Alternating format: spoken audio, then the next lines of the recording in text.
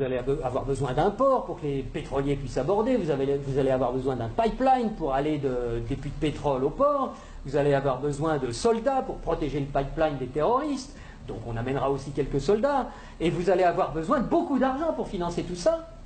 Et à qui vous allez acheter tout ça? Où sont vos entreprises? Mais on vous a dit, on n'a pas d'entreprise. Ah bon? Bah écoutez, c'est pas grave, nous on en a. En Occident, beaucoup, on en a plein. On a Halliburton qui fabrique des usines, on a Areva qui a besoin d'uranium, on a Bouygues qui fabrique des autoroutes, des ports, tout ce que vous voulez, on va vous faire ça aux petits oignons, pas de problème. Et c'est comme ça que ça marche. On vous prête 15 milliards, sous réserve que vous fassiez travailler nos entreprises, et de toute façon vous ne pouvez pas faire autrement. Donc regardez bien ce que ça fait au point de vue monétaire. Il y a 15 milliards qui sont créés ex nihilo par le Fonds monétaire international et la Banque mondiale.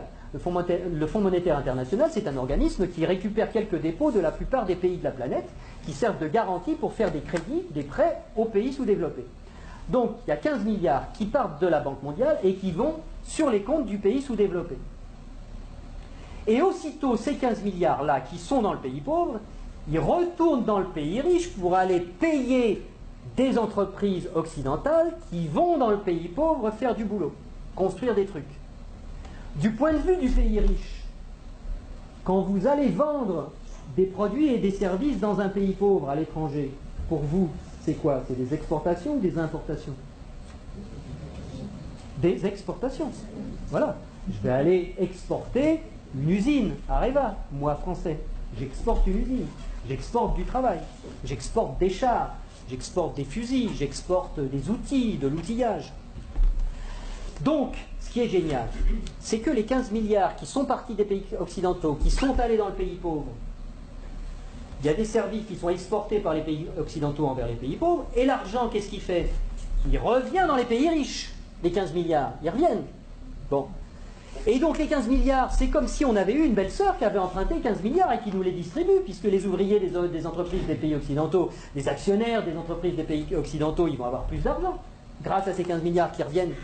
Donc ils vont les dépenser dans l'économie, ça nous fait des transactions nouvelles, de l'emploi nouveau, qui va ruisseler dans notre économie.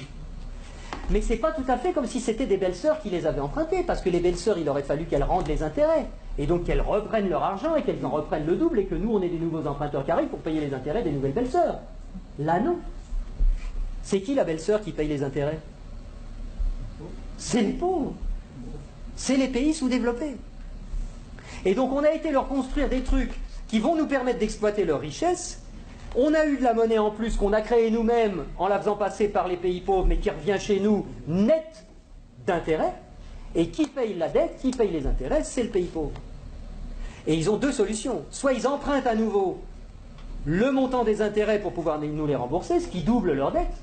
C'est pour ça que des fois vous entendez des présidents de pays sous-développés qui disent « Mais c'est pas possible, on l'a déjà payé 15 fois la dette, comment ça se fait qu'il faut qu'on paye encore ?» C'est parce qu'ils ne peuvent pas la créer. C'est parce que pour rembourser des dollars, il faut qu'ils les empruntent. Puisqu'il n'y a que nous, les Occidentaux, qui peuvent créer des dollars pour les endetter. Et donc, soit ils empruntent pour continuer à payer leurs intérêts, soit ils vendent leurs ressources pour presque rien. Ce qui nous permet à nous d'avoir le niveau de vie qu'on a.